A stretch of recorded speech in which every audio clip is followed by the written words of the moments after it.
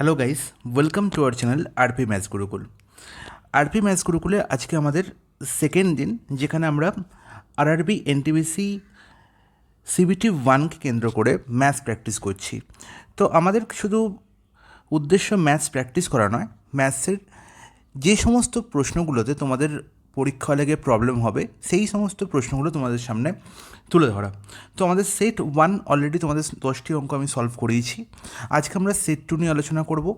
আর যারা সেট 1-এর কোশ্চেনগুলো সলভ দেখোনি তারা এক্ষুনি গিয়ে আগে সলভগুলো দেখো, তারপর তোমরা সেট 2 সলভগুলো দেখে নাও। আর সেট 1-এর প্রশ্নগুলো তোমরা যদি পিডিএফে পেতে চাও তাহলে তোমরা আমাদের Telegram channel RP maths Gurukul Telegram চ্যানেলে লগ ইন করে সেখান থেকে তোমরা জয়েন হও এবং সেখান থেকে তোমরা সেটা ডাউনলোড করে প্র্যাকটিস করে নাও। ঠিক আছে, চলে আসি আজকের সিরিজের প্রথম প্রশ্নে। প্রথম প্রশ্নে কী বলা হয়েছে, if the 8-digit number 3x5479y4 is divisible by 88। তাহলে একটি সংখ্যা দেখতে পাচ্ছি, সংখ্যাটি কী বলা হয়েছে না 3x5479y4, এবং এটি কী বলা হয়েছে 88 দিয়ে ডিভিজিবল। খুব ভালো কথা। তাহলে দেখো এই 3x5479y4 এই পুরো সংখ্যাটির মধ্যে দুটো ডিজিট আছে, এক্স এবং ওয়াই, দুটো আননোন ডিজিট আছে, এবং বলা হয়েছে এই সংখ্যাটি 88 দিয়ে পুরোপুরি ভাগ যায়। তাহলে 88 দিয়ে পুরোপুরি ভাগ যায় মানে 8 দিয়েও পুরোপুরি ভাগ যায় এবং 11 দিয়েও পুরোপুরি ভাগ যায়। তাহলে 88-র ডিভিজিবিলিটি রুল আমরা জানি না, কিন্তু 8 এবং 11-র ডিভিজিবিলিটি রুল তো আমরা জানি। তাই এই দুই ডিভিজিবিলিটি রুল দিয়ে আমরা ওয়াই এবং এক্সের ভ্যালু নির্ণয় করতে পারি।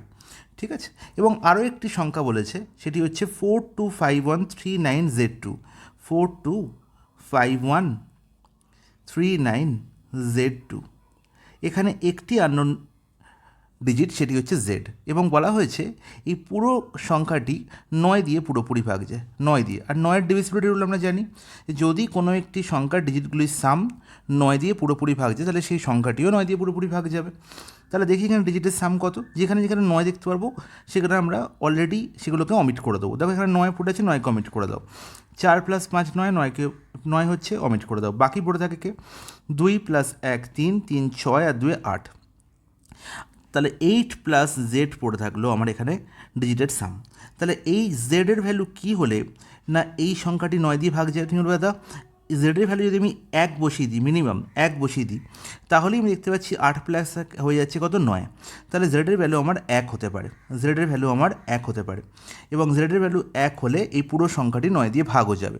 ঠিক আছে, নির্ণয় করতে বলেছে 3x + 2y - z এর গ্রেটেস্ট পসিবল ভ্যালু বা ম্যাক্স ভ্যালু। কী ভ্যালু না ম্যাক্স ভ্যালু।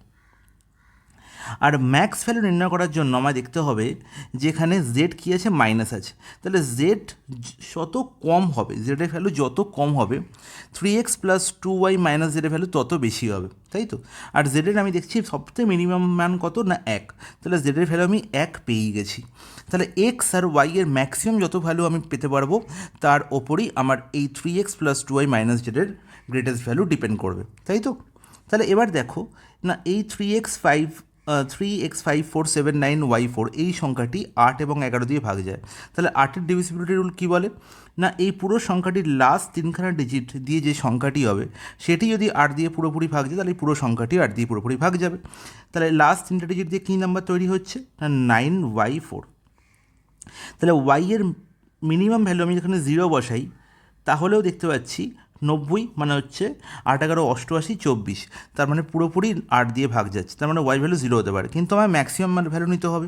তাহলে 0 4 এবং 8 এই তিনটে ভ্যালু পুট করলেই আমি দেখতে পাবো যে 904 অথবা 944 অথবা 984 তিনটে সংখ্যাই 8 দিয়ে পুরোপুরি ভাগ যায়। তাহলে আমার ম্যাক্স ভ্যালু নেবো আমি 8 ভ্যালু নেবো, এবার কত নেবো 8। তাহলে যদি ওয়াই ভ্যালু আমি 8 নিই, যদি আমি ওয়াইয়ের ভ্যালু 8 নিই, যদি আমি ওয়াইয়ের ভ্যালু 8 নিই, তাহলে আমার 11-র ডিভিজিবিলিটি রুল চেক করে দেখতে হবে যে পুরো সংখ্যাটি 11 দিয়ে পুরোপুরি ভাগ যায় কি না, তাই তো। তাহলে দেখি এবার, এবং সেখান থেকে আমরা এক্সের ভ্যালু পাবো। 11-র ডিভিজিবিলিটি রুল কী বলে না অড প্লেসের ডিজিটগুলো বসে তাদের সাম এবং ইভেন প্লেসের যে ডিজিটগুলো বসে আছে তাদের সামের ডিফারেন্স যদি 0 বা 11 হয় বা 11-এ কোনো মাল্টিপল হয় তাহলে পুরো সংখ্যাটি 11 দিয়ে ভাগ যাবে। তাহলে দেখতে পাচ্ছি অড প্লেসে কী কী আছে, 3 + 5 8 আর সাথে 15 আর এখানে হচ্ছে 8 23, তাই তো। আর ইভেন প্লেসে কে আছে না এক্স প্লাস 4 প্লাস 9 মানে 13, আর এখানে হচ্ছে 4 17, তার মানে হচ্ছে কত না এক্স প্লাস 17, তাহলে 23 মাইনাস এক্স মাইনাস 17 কত হয়, 23 মাইনাস 17 দ্যাট ইজ 6, তাহলে 6 মাইনাস এক্স, 6 মাইনাস এক্স পাচ্ছি এই পুরো টার্মটির ভ্যালু, যেখানে আমি এক্সের ম্যাক্সিমাম কত ভ্যালু বসাতে পারি না এক্সের ম্যাক্সিমাম ভ্যালু 6 বসালে আমি দেখতে পাচ্ছি 0 হয়ে যাচ্ছে। এক্সের ভ্যালু যদি আমি 6 বসাই, এক্সের ভ্যালু যদি 6 বসাই তাহলে কী হচ্ছে 6 মাইনাস 6 দ্যাট ইজ 0, তার মানে 6 বসালে এই পুরো সংখ্যাটি 88 মানে 8 এবং 11 দিয়ে পুরোপুরি ভাগ যাবে, তাই তো। তাহলে এক্সের ভ্যালু আমি পেয়ে গেলাম দ্যাট ইজ 6, এবং এক্সের ভ্যালু কত পেলাম না 6, এবং ওয়াই ভ্যালু কত পেলাম না দ্যাট ইজ 8। তাহলে এবার দেখি, তাহলে 3 6 8, 3 into 6 that is 18 plus 2 into 4 sorry 2 into 8, 2 into 8 minus 1, এটাই হবে এর greatest value. 3 6 18, 8 2 16 minus 1, 18 plus 16 34 minus 1 33 হবে এই 3x প্লাস 2y মাইনাস জেডের গ্রেটেস্ট ভ্যালু, অপশান বি হয়ে যাবে প্রশ্নের সঠিক আনসার। তাহলে দেখো আরআরবি গ্রুপ ডি 9/9/2022 পেপার থেকে এই প্রশ্নটি নেওয়া হয়েছে। খুবই দারুণ একটি প্রশ্ন, দেখেই কিন্তু আনসার হবে না, তোমাকে কিন্তু এফোর্ট দিতে হবে, ঠিক আছে। চলে আসি পরের প্রশ্ন। বলা হয়েছে if the sum of two numbers is 430 and their HCF is 43, দুটি সংখ্যার সাম বলা হয়েছে কত 430 এবং তাদের এইচসিএফ বলা হয়েছে 43, তার মানে সংখ্যা দুটির common factor 43, then which of the following is the correct pair. তাহলে এই নিচে 4টে অপশান দেওয়া আছে, যাদের এইচসিএফ কত হবে 43 হবে এবং সাম কত হবে 430 হবে। এবার দেখো অপশান এ কি দেখতে পাচ্ছি 172 আর 258, দুটোই কি দুটোই ইভেন নাম্বার, তার মানে এদের কমন ফ্যাক্টর 2 তো অলরেডি আছে, তাহলে 43 ইটসেলফ একটি প্রাইম নাম্বার, তাহলে কখনো দিন 2 থাকতে পারে না 43-র মধ্যে, তার মানে এটি এই আনসারটি অপশান হতেই পারে না। তাহলে দেখেই আমি কী হয়ে গেল না আমি এটাকে অমিট করে দিলাম। নেক্সট ওয়ান 129 অ্যান্ড 301, এখান থেকে আমি 43 পেতে পারি এবং এটা আনসার হতে পারে, ওকে। সিমিলারলি অপশান সি দেখো 86 354, এখানে দুটোই দেখতে পাচ্ছি ইভেন নাম্বার, তার মানে 2 তো এখানে কমন টার্ম আছেই, তাই তো, তাহলে এটাও আনসার হতে পারে না। সিমিলারলি সি অপশানও কী হয়ে গেলো অমিট হয়ে গেল।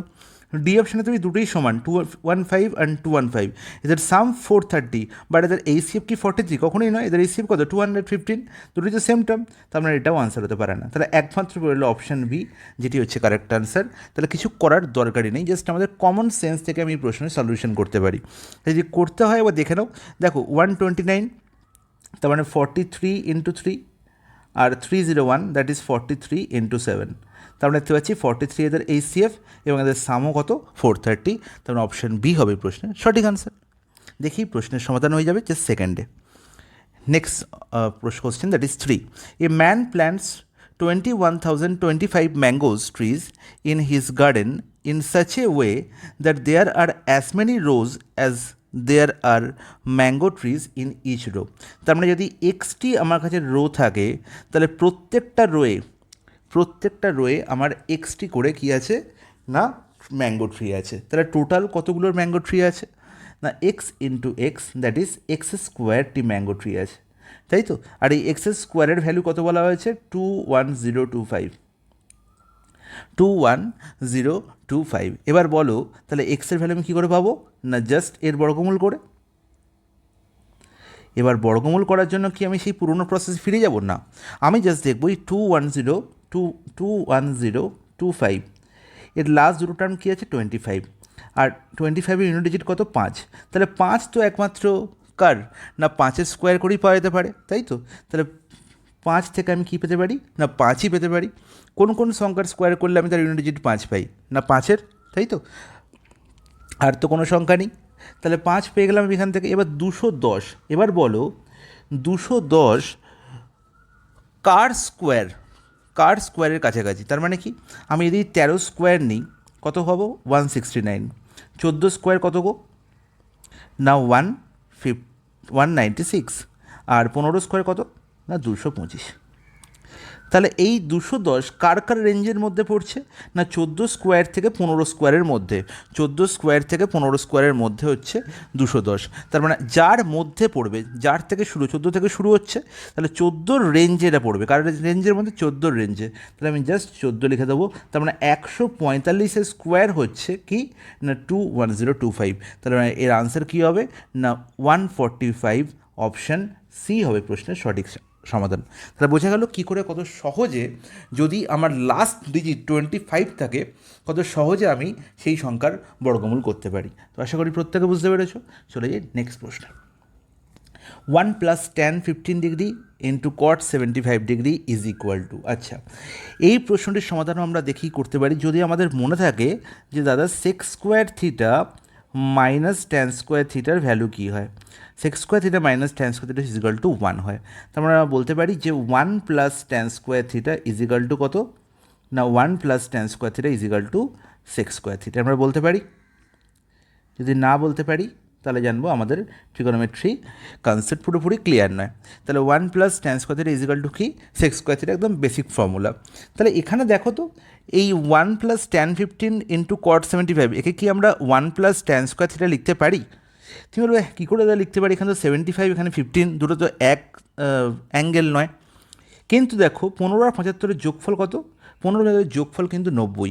আর যদি সেটা হয় তাহলে কি হয় না, যদি a + b দুটো অ্যাঙ্গেল 90 ডিগ্রি হয়, a + b অ্যাঙ্গেলের সাম যদি 90 ডিগ্রি হয়, তাহলে আমরা বলতে পারি যে tan a is equal to হচ্ছে cot b। tan a is equal to কী বলতে পারি? cot b। বা cot a is equal to কী বলতে পারি? Or vice versa, or cot a is equal to কী বলতে পারি? tan b। তাই তো?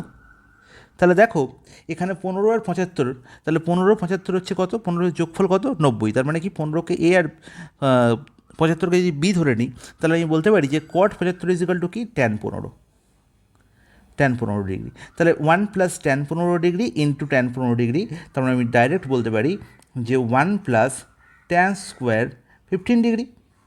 আর 1 + tan স্কোয়ার 15 ডিগ্রি মানে কত? sec square 15 degree. এটাই তো ছিল না? দেখো অপশান এ, অপশান এ হয়ে যাবে এই প্রশ্নের সঠিক সমাধান। দেখি প্রশ্নের সমাধান হতে পারে যদি আমার কাছে এই ট্রিক্সটি জানা থাকে। ওকে, নেক্সট প্রশ্ন। A man on a ক্লিভ observes a boat at an angle of depression at 30 degree. আচ্ছা, তাহলে একদম সমুদ্রের কিনারায় বসে, কিনারে একটু উঁচু জায়গা আছে, সেখান থেকে আমি দেখছি একটি বোট আসছে। ঠিক আছে, ম্যানটা ধরলাম আমি। তাহলে এই হচ্ছে আমার সমুদ্র, সমুদ্র বইছে, আমি একদম সমুদ্রের ধারে বসে আছি, যেখানে এসে পাড়ে শেষ হচ্ছে সমুদ্রটা, সেখানে আমি একটি ক্লিফ, একটু উঁচু জায়গায় দাঁড়িয়ে আছি। ঠিক আছে, সেখান থেকে দেখছি যে একটি জাহাজ ঠিক এখানে আসছে। তাহলে আমার চোখ থেকে জাহাজের যে অ্যাঙ্গেল অফ ডিপ্রেশন, সেই অ্যাঙ্গেল অফ ডিপ্রেশনের ভ্যালু দেওয়া হয়েছে কত? অবনতি কোণ কত না 30 ডিগ্রি। অবনতি কোণ অ্যাকচুয়ালি মাপা এভাবে, যে পয়েন্টে আমি অবনতি কোণ মাপছি সেই পয়েন্টে যদি বেসের সঙ্গে একটি প্যারালাল লাইন ড্র করি, তাহলে সেই লাইনটির সঙ্গে আমার চোখের সঙ্গে সেই বস্তুটির কানেক্টিং লাইন যে কোণ করেছে, তাহলে এই কোণটি হচ্ছে অ্যাকচুয়ালি 30 ডিগ্রি। আর যেহেতু এই লাইনটির সঙ্গে এই লাইনটি প্যারালাল, এটা হচ্ছে বেস, তাহলে আমরা বলতে পারি যে এই কোণটির সঙ্গে এই কোণটি সমান, কারণ এটা হচ্ছে একান্তর কোণ। ইজ ইট ওকে? বলবে হ্যাঁ একদম ঠিক। তাহলে এই কোণটির ভ্যালু কত? 30 ডিগ্রি। ঠিক আছে, এবার দেখা গেল কিছুক্ষণ পরে, কতক্ষণ পরে? 10 মিনিটস লেটার, 10 মিনিট পরে, the angle of depression of boat is found to be 60 degree. তার মানে বোট কিছুটা এগিয়ে এসছে, বোট ক্রমশ পাড়ের দিকে আসছে, এবং এখানে 60 ডিগ্রি অ্যাঙ্গেল তৈরি হলো। কত ডিগ্রি অ্যাঙ্গেল তৈরি হলো না 60 ডিগ্রি অ্যাঙ্গেল তৈরি হলো। তাহলে নির্ণয় করতে হবে ঠিক কত সময়ে বোট কোথায় পৌঁছবে? একদম পাড়ে এসে পৌঁছবে। সোর মানে হচ্ছে পাড়ে। ঠিক আছে, তাহলে এবার দেখো এই ধরনের প্রশ্নের সমাধান আমি চুটকিতে করতে পারি যদি আমার এটুকু মনে থাকে যে একটি রাইট অ্যাঙ্গেল ট্রায়াঙ্গেলের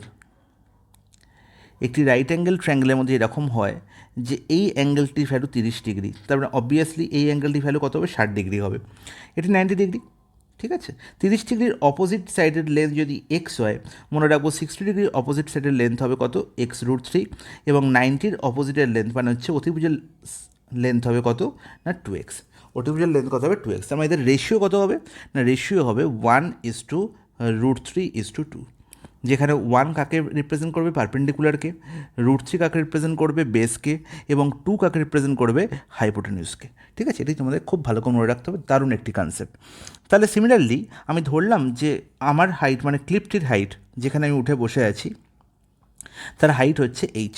ঠিক আছে, তাহলে আমি বলতে পারি 30, দেখো এই পুরো ট্রায়াঙ্গেলটিকে দেখো আগে, বড় ট্রায়াঙ্গেলটিকে। ঠিক আছে, এখানে আমরা কী দেখতে পাচ্ছি যে পারপেন্ডিকুলার লেন্থ কত, এইচ, তার মানে 30-র অপোজিটে কে বসে আছে, এইচ, তার মানে অবভিয়াসলি বেসের লেন্থ কত হবে না H√3।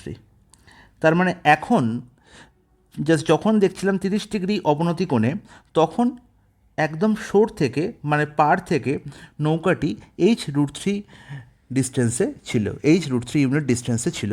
কিছুক্ষণ পরে মানে আফটার 10 মিনিটস পরে এখানে চলে এসছে। তাহলে তখন দেখতে পাচ্ছি যে 60-র অপোজিটে আছে এইচ, তার মানে এই কোণটি কত তখন 30 ডিগ্রি। তার মানে তার অপোজিটে যে সাইডটি আছে মানে বেস, তখন বেসের লেন্থ কত হবে, তখন বেসের লেন্থ হবে H/√3, as simple as that. তাহলে আলটিমেট 10 মিনিটে নৌকোটি কতটা পথ এগিয়েছে, তুমি বলবে দাদা H√3 মাইনাস H/√3। তাহলে এই পথ নৌকাটি এগোয় কত মিনিটে না 10 মিনিট, 10 মিনিটে এগোচ্ছে। তাহলে তাকে কতটা পথ পুরোটা কমপ্লিট করতে হবে, ফাইন দ্য টোটাল টাইম। তাহলে এখান থেকে এখানে মানে total H√3 unit distance cover করতে হবে, সেই ডিস্টেন্স কভার করতে কত সময় লাগে সেটা আমরা নির্ণয় করতে হবে। তাহলে এখানে দেখি কত হচ্ছে না √3 × √3 মানে 3H মাইনাস H, তার মানে 2H/√3 ডিস্টেন্স যেতে লাগে 10 মিনিট, তাই তো। আমার নির্ণয় করতে হবে না H√3 ইউনিট যেতে কত সময় লাগে। তার দুই জায়গাতেই H আছে মানে H-এর কোনো ভ্যালুই নেই, তার মানে 10 × √3/2 × √3, তার মানে 2 × 5 = 10, আর √3 × √3 মানে 3, মানে 15 মিনিট সময় লাগবে, 15 মিনিট, মানে অপশান এ হবে এই প্রশ্নের সঠিক সমাধান। তো আশা করি প্রত্যেকে বুঝতে পেরেছে, কারোর কোনো ডাউট থাকার কথা না। চলে যাই নেক্সট প্রশ্ন। বলা হচ্ছে if the length of rectangle is increase by 4 metre and the breadth is decrease by 2 metre, then its area is increase by 2 square metre. খুব ভালো কথা। তাহলে একটি রেক্ট্যাঙ্গেল আগে ড্র করে নাও। এই হচ্ছে একটা রেক্ট্যাঙ্গেল, আমি ধরলাম এর লেন্থ হচ্ছে এক্স এবং ব্রেথ হচ্ছে ওয়াই। লেন্থের দৈর্ঘ্য হচ্ছে এক্স ইউনিট এবং ওয়াইয়ের দৈর্ঘ্য হচ্ছে ওয়াই ইউনিট। বলা হয়েছে যখন লেন্থ, তাহলে আচ্ছা লেন্থ যদি এক্স ইউনিট হয়, ব্রেথ যদি ওয়াই ইউনিট হয়, তাহলে এরিয়া কত হবে এক্স ওয়াই। আমরা জানি লেন্থ ইন্টু ব্রেথ করলে কী হয়, রেক্ট্যাঙ্গেলের এরিয়া পাওয়া যায়। বলা হয়েছে যখন লেন্থ 4 মিটার ইনক্রিজ করবে, তার মানে x+4 হবে যখন লেন্থ, এবং ব্রেথ যখন 2 মিটার ডিক্রিজ করবে, যখন y-2 হবে এর ব্রেথ, তাহলে এদের গুণফল কী হবে তখনকার এরিয়া, তখন এরিয়া কত 2 স্কোয়ার মিটার কী হবে ইনক্রিজ করবে, 2 স্কোয়ার মিটার ইনক্রিজ করবে। তার মানে আগে এরিয়া ছিল XY, এখন +2 হয়েছে, তাহলে এই যে ইকুয়েশন, এখান থেকে আমরা এক্স আর ওয়াই এর মধ্যে রিলেশন পাবো। দেখো XY এখানেও গুণ করলে পাবো, এখানেও XY, তাহলে XY ক্যান্সেল হয়ে যাবে, XY এর কোনো ভ্যালুই নেই, তাহলে এখান থেকে কী পাবো, এগুলো মুখে মুখে করা যায়। দেখো x-2 মানে x × -2 -2x আর 4y, তার মানে 4y আর -2x, আর বা তুমি যদি -2xকে আগে লিখতে চাও তাহলে আগে লিখতে পারো, কোনো অসুবিধা নেই, সেটাই লেখো, বেটার হবে। তাহলে -2x + 4y, এখানে দেখতে পাচ্ছি -8, তাহলে ওদিকে গেলে কী হবে +8, আর এখানে XY ক্যান্সেল আউট হয়ে গেছে। ঠিক আছে, এই পার্টটা আমরা কী করলাম, মুখোমুখি করে নিলাম।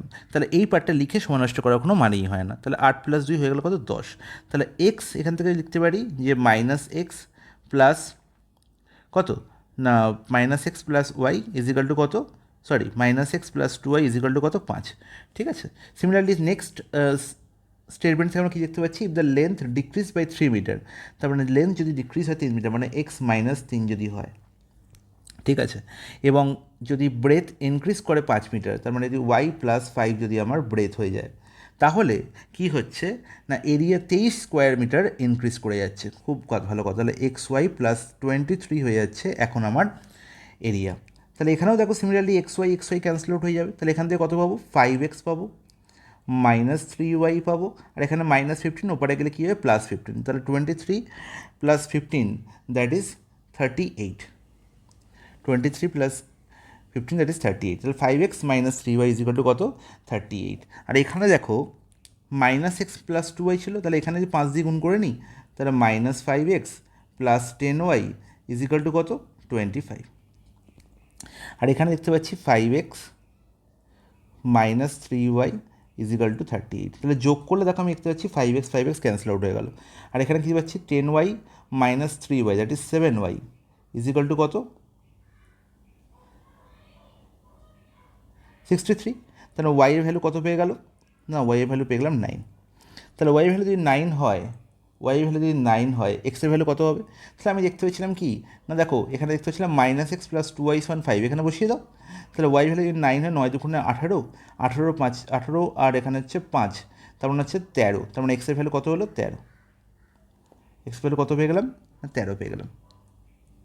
ব্যাস, তাহলে এক্সের ভ্যালু 13 পেয়ে গেলাম, ওয়াইয়ের ভ্যালু হচ্ছে পেয়ে গেলাম কত, না 9। আমার নির্ণয় করতে হবে কি, না find the perimeter of its original rectangle. তাহলে এটাই ছিল অরিজিনাল রেক্ট্যাঙ্গেল, এর পেরিমিটার ফর্মুলা কি, না 2 ইন্টু এক্স প্লাস ওয়াই, তা 13 প্লাস 9 কত 22, তাহলে 2 ইন্টু 22 দ্যাট ইজ 44 হয়ে যাবে এই প্রশ্নের সঠিক আনসার অপশান বি। বোঝা গেল? নেক্সট প্রশ্ন চলে যাই।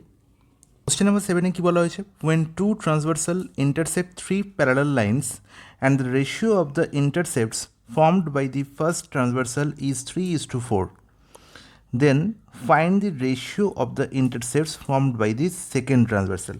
তাহলে তিনটে প্যারালাল লাইন বলা হয়েছে, আগে দেখো তিনটে প্যারালাল লাইন, ঠিক আছে, এটি একটি, এটি একটি, আর এটি একটি।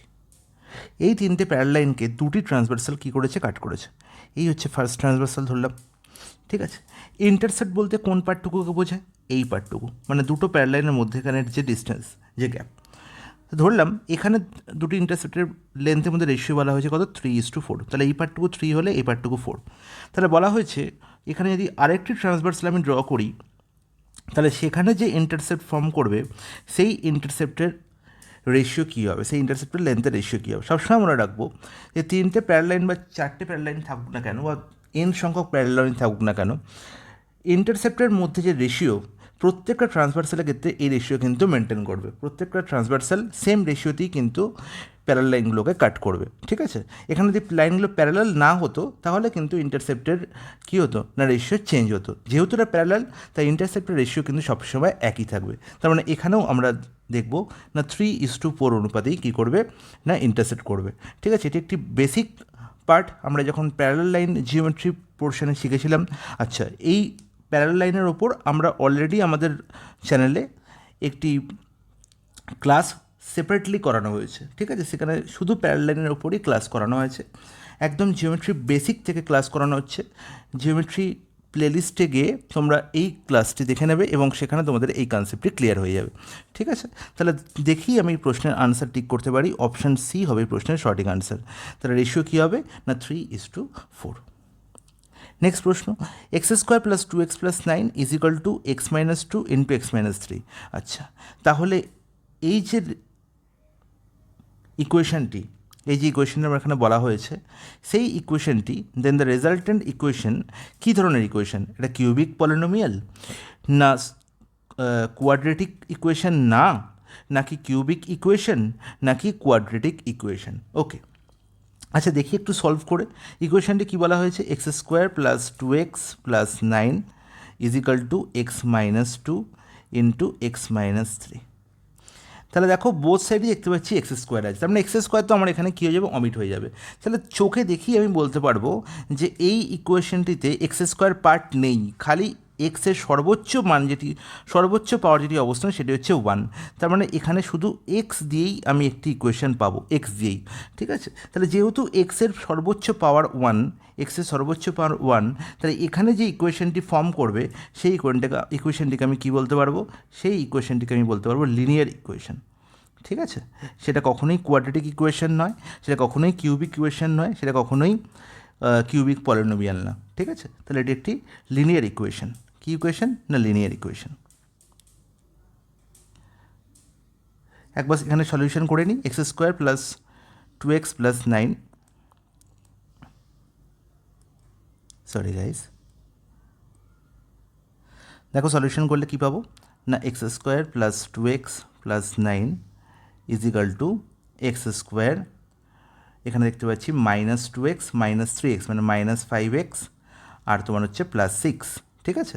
তাহলে এক্স স্কোয়ার ক্যান্সেল আউট হয়ে গেল, এখানে 2x R 5x that is 7x পাবো, তাই তো 7x, আর এখানে দেখতে পাচ্ছি 6 মানে +3, 7x + 3 = 0। তাহলে দেখো এখানে এক্সের এই যে ইকুয়েশনটি, এখানে এক্সের সর্বোচ্চ পাওয়ার কত না, এক্সের সর্বোচ্চ পাওয়ার হচ্ছে 1। তাহলে এই ইকুয়েশনটিকে আমি কী বলবো না, এটি একটি লিনিয়ার ইকুয়েশন। তাহলে আমার আনসার কী হবে না, নট এ কোয়াড্রেটিক ইকুয়েশন, এটি একটি কোয়াড্রেটিক ইকুয়েশন নয়, এটি একটি কোয়াড্রেটিক ইকুয়েশন নয়, তাই জন্যই এটি লিনিয়ার ইকুয়েশন। লিনিয়ার ইকুয়েশন তো অপশানে নেই, তার মানে এটি কোয়াড্রেটিক ইকুয়েশন নয়।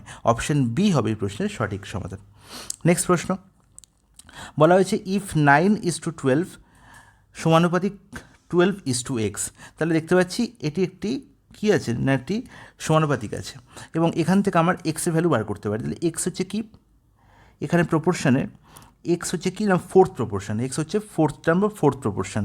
তাহলে ফোর্থ প্রপোর্শনের ভ্যালু আমরা কী করে নির্ণয় করি, ফোর্থ প্রপোর্শনের ভ্যালু আমরা কী করে নির্ণয় করি না, second into third by first, তাই তো, মানে 12 × 12/9। ইটস নট ইট বলবে, হ্যাঁ একদম ঠিক, কোনো অসুবিধা নেই। তাহলে কাটাকুটি হচ্ছে এখানে, বা আমরা একবারই বলতে পারি যে 144 হচ্ছে 12 বার 144, 9 দিয়ে কাটাকুটি করলে কী হবে 16 হবে, তাহলে 4 × 4 16 হয়ে যাবে এক্সের ভ্যালু। ওকে, সিমিলারলি এখানেও দেখতে পাচ্ছি 28:42 আর 42:y, তাহলে এই দুটো সমানুপাতিক কী আছে, প্রপোর্শনে আছে। তাহলে এখান থেকে ওয়াই কী দেখতে পাচ্ছি, ফোর্থ প্রপোর্শন, তাহলে ওয়াই ভ্যালু আমি নির্ণয় করতে পারি কি না, second into third by first, তার মানে 42 × 42/28।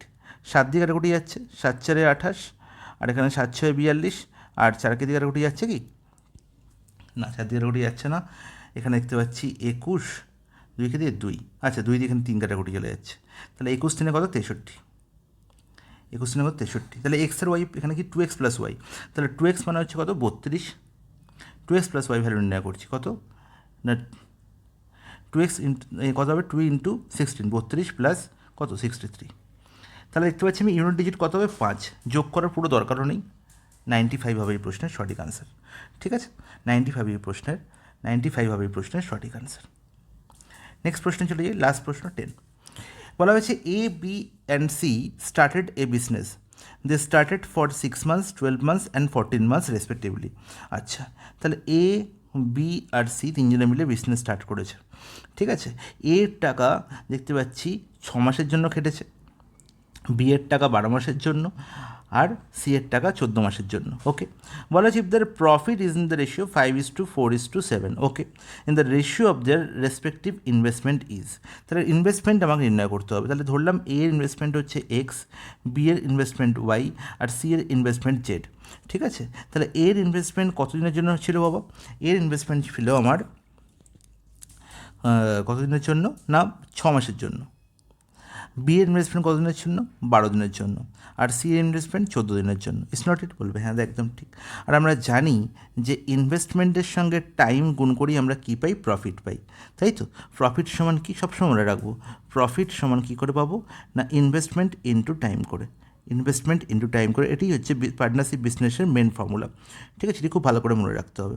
তাহলে ইনভেস্টমেন্ট এখানে কত না এক্স, ক মাসের জন্য না 6 মাসের জন্য, তাহলে কত পাচ্ছি না 6x, এখানে কত 12y, আর এখানে কত দেখতে পাচ্ছি না 14z।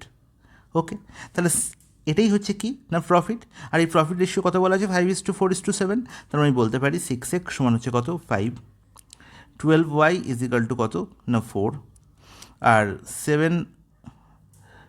14z = কত 7। তাহলে এখান থেকে আমি দেখো এক্স ওয়াই আর জেডের ভ্যালু পেয়ে যাবো। এক্সের ভ্যালু কত হলো গো না, এক্সের ভ্যালু হচ্ছে 5/6, ওয়াইয়ের ভ্যালু কত হলো না 4/12 মানে 1/3, আর জেডের ভ্যালু কত হলো 7/14 মানে 1/2। তাহলে নির্ণয় করতে হবে এক্স ওয়াই আর জেডের রেশিও, তাই তো, the ratio of their respective investment, তার মানে 5/6:1/3:1/2। তাহলে হরে কে বসে আছে 6, 3 আর 2, তাহলে এদের এলসিএম কত 6, তাহলে 6 দিয়ে প্রত্যেকটা টার্মকে গুণ করে দাও। তাহলে 5-এর 6কে 6 দিয়ে গুণ করলে কত হবে 5, 6 ক্যান্সেল আউট হয়ে যাবে। 6কে 1-এর 3 দিয়ে গুণ করলে কত হবে 3-2 6, আর এখানে 6 দিয়ে গুণ করলে কত পাবো না 2-3 6, তারপরে কত পেলাম না 5:2:3। তাহলে 5:3:3 হবে আমাদের কি না ইনভেস্টমেন্ট রেশিও। অপশান এ হবে প্রশ্নের সঠিক সমাধান। তো আশা করি তোমরা প্রত্যেকে বুঝতে পেরেছো। সো গাইস, এটাই ছিল আমাদের আজকের ক্লাসের খুবই গুরুত্বপূর্ণ এবং ইম্পর্ট্যান্ট প্রিভিয়াস ইয়ার থেকে নেওয়া কনসেপচুয়াল বেস, তার সঙ্গে কিছু ট্রিক্সও আছে।